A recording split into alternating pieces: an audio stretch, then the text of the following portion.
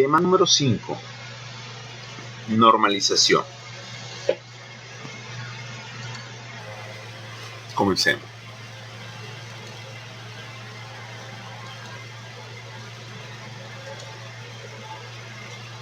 La normalización de base de datos relacionales toma un esquema relacional y le aplica un conjunto de técnicas para producir un nuevo esquema que representa la misma información pero contiene menos redundancia y evita posibles anomalías en las intersecciones, actualizaciones y borrados.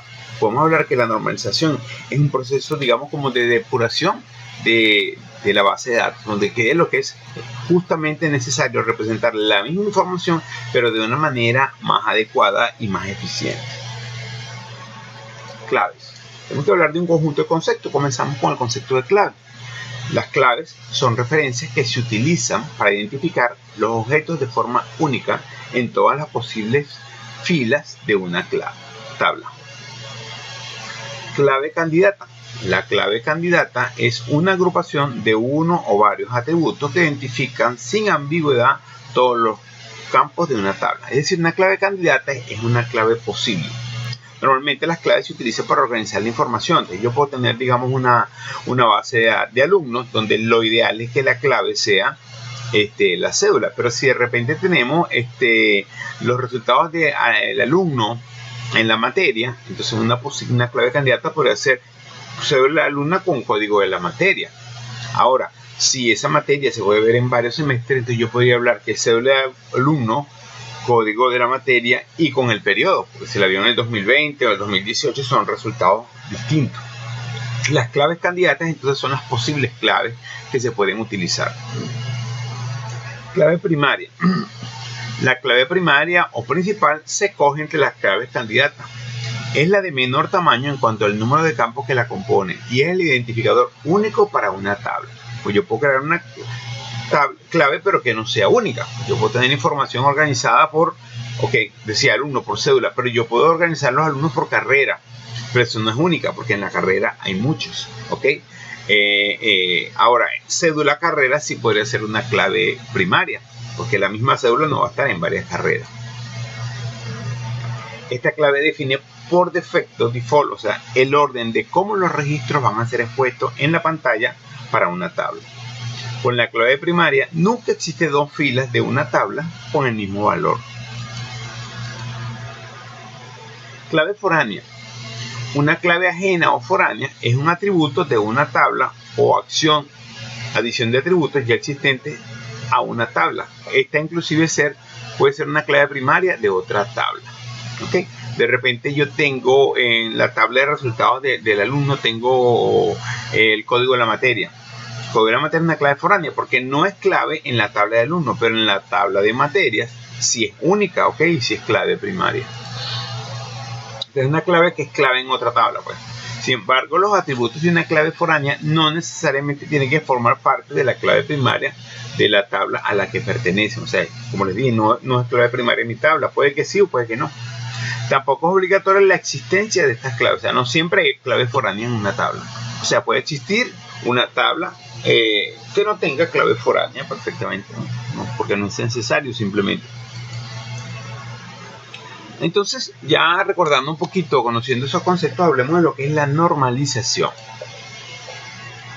El proceso de normalización consiste en comprobar en secuencia si el esquema original está en la primera, segunda o tercera forma normal, conocidas como 1FN, 2FN y 3FN, analizando las dependencias funcionales en cada paso. Determinación de anomalía. Fíjense que aquí tenemos la información. Esto fue, digamos, hecho, se tiene la información digamos, no hay un manejador de base de datos, puede haber sido en Excel. Información básica de un conjunto de proyectos. El número del proyecto 15, ¿cómo se llama? Los empleados asignados al proyecto con los datos de los empleados, nombre, cargo, cuánto se le paga por hora y el número de horas que él trabaja en el proyecto.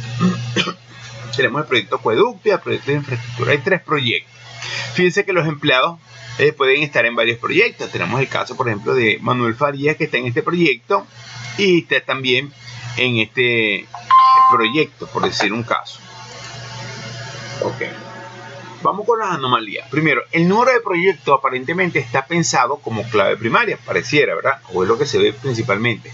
O por lo menos una parte de la clave primaria, pero contiene nulos. ¿Cómo es eso? Esto está en blanco aquí. Aquí no hay proyectos, en estas líneas, en estos registros.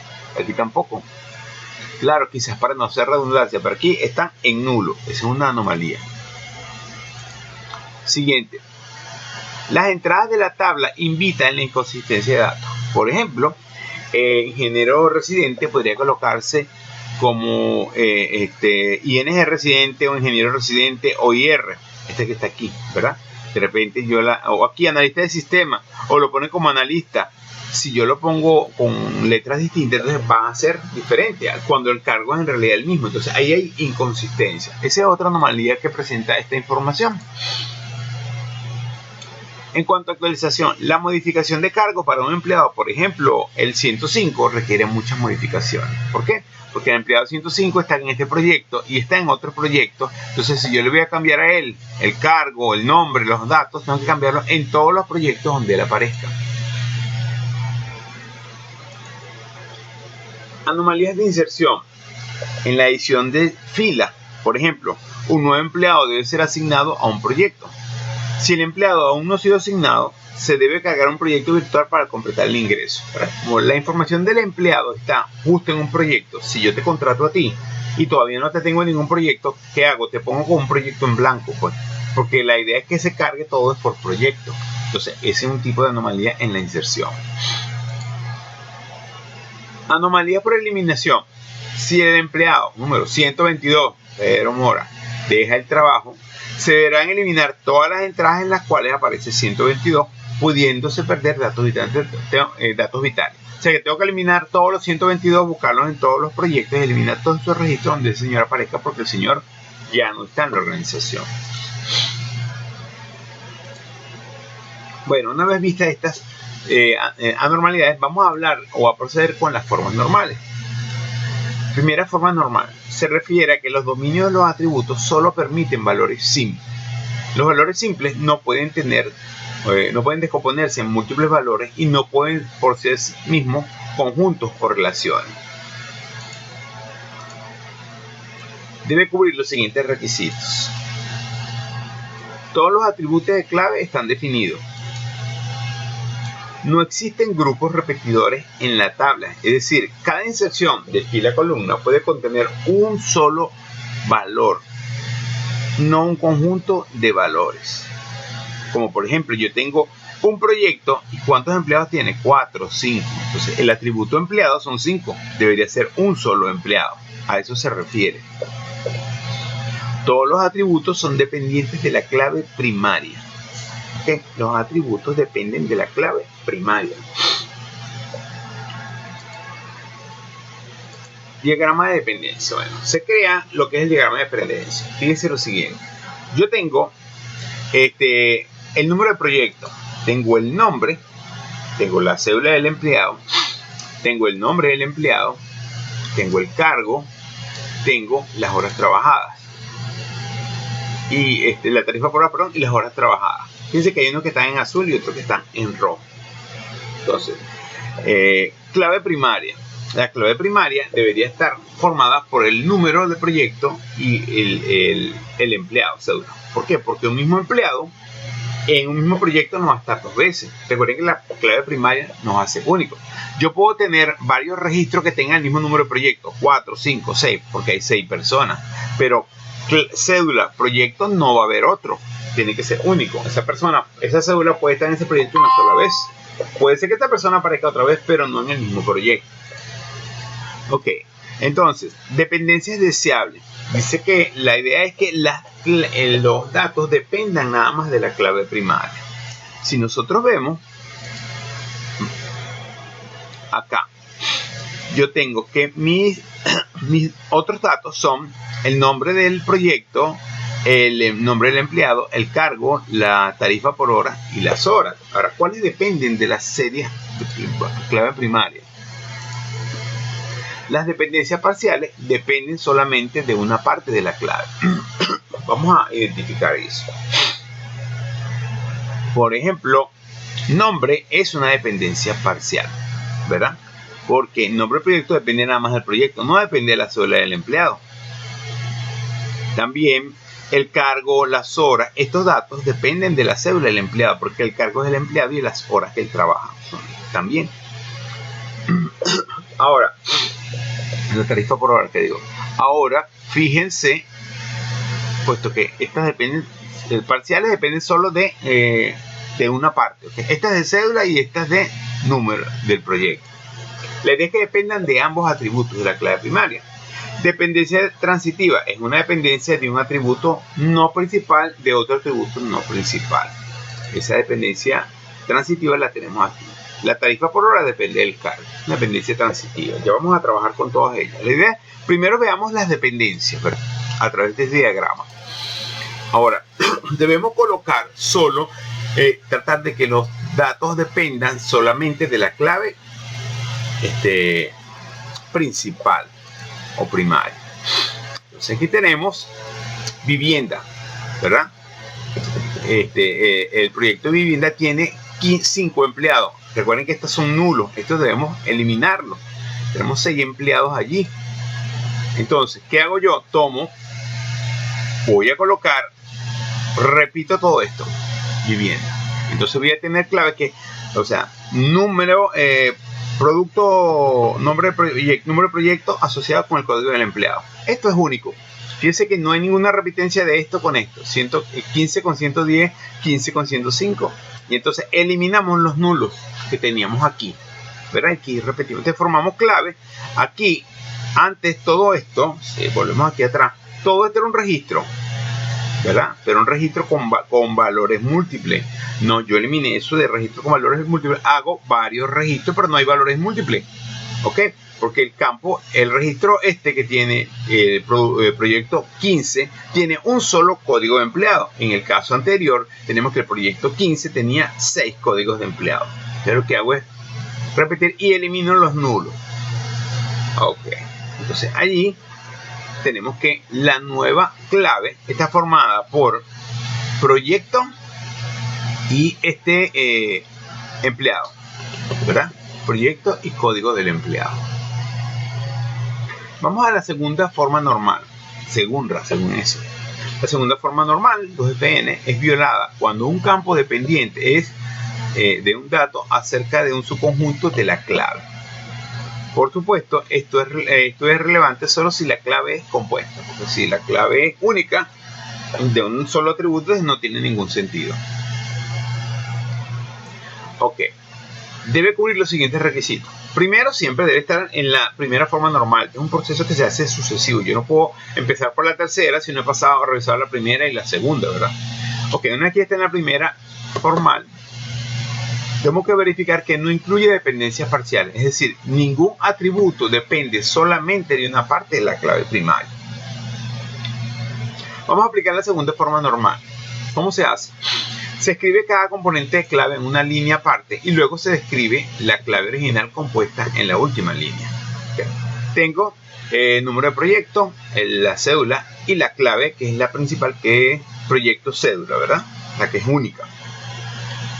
Cada componente se convertirá en la clave de una nueva tabla. Es decir, la tabla original ahora está dividida en 3 tablas. La tabla proyecto, la tabla empleado y la tabla asignación. Se escriben los atributos dependientes después de cada nueva clave. Entonces, ¿quién depende del proyecto? El número sería número de proyecto es la clave. ¿Y quién depende de ella? El nombre del proyecto. El nombre del proyecto depende nada más del proyecto, no depende de los empleados ni de ningún otro atributo. Ahora, los de la tabla empleado, la clave como está subrayada es la cédula. ¿Y de quiénes dependen de cédula? El nombre del empleado, el cargo y las horas, tarifa por hora. Y finalmente, nuestra siguiente tabla es la tabla asignación, cuya clave es número de proyecto y cédula del empleado. Y ahí están las horas. Las horas que tú trabajas en el proyecto dependen de estos dos.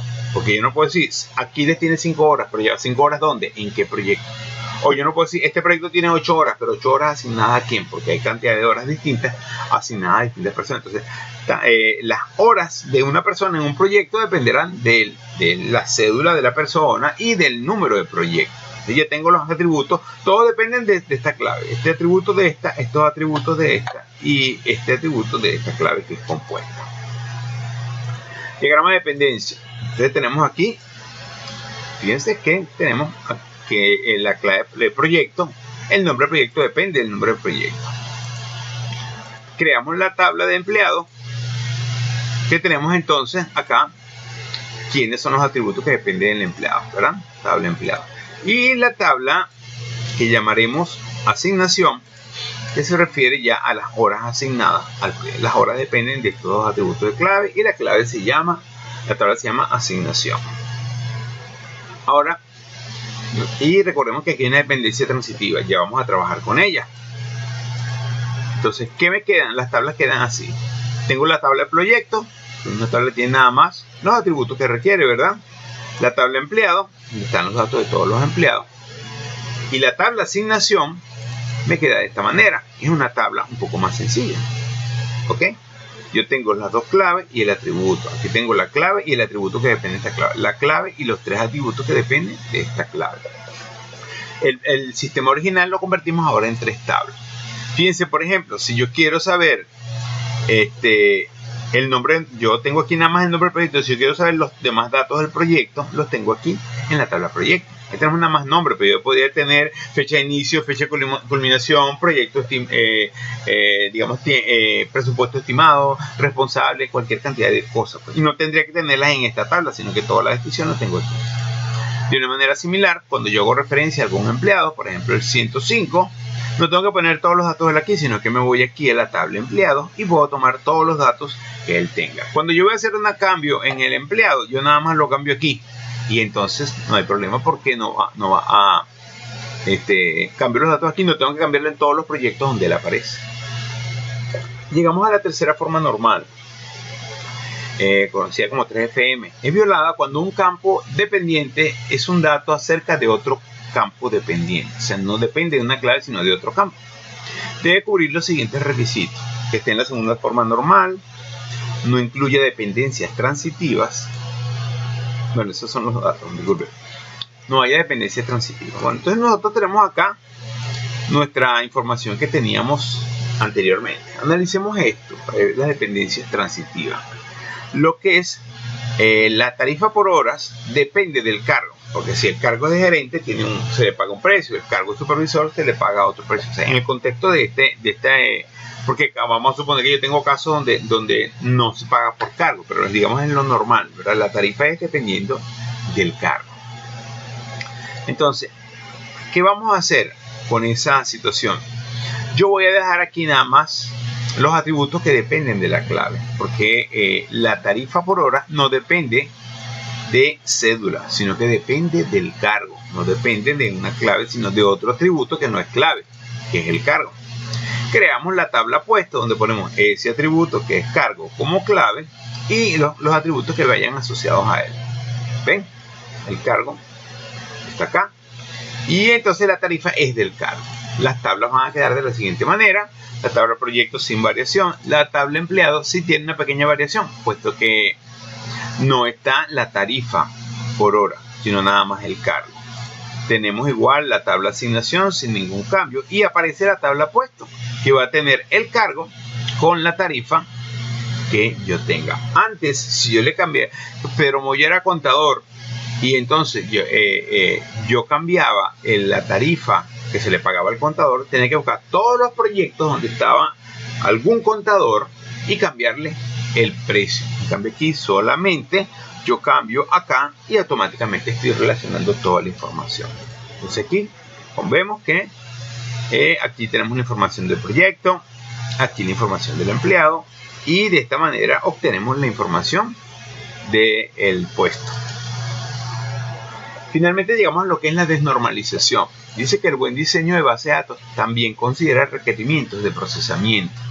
¿Okay? ¿Por qué? Porque de repente yo estoy haciendo un diseño y estoy poniendo el sistema muy pesado y tenemos que hacer mucho reprocesamiento. Eso es algo que hay que sopesar.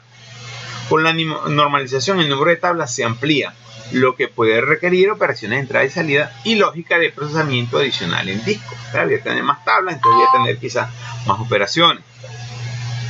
Puede existir circunstancias fortuitas que permitan algún grado de desnormalización para incrementar la velocidad de procesamiento.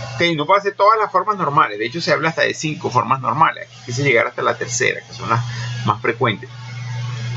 Pero a veces normalizar demasiado me crea demasiadas tablas y puede ser a la chiquita inconveniente. La idea es que se llegue al nivel necesario. Digamos, hay un punto que, dependiendo de la frecuencia de uso, de la capacidad de disco y otros factores, yo pienso que no vale la pena normalizar esta tabla más. Vamos a dejarla hasta aquí, hasta este nivel.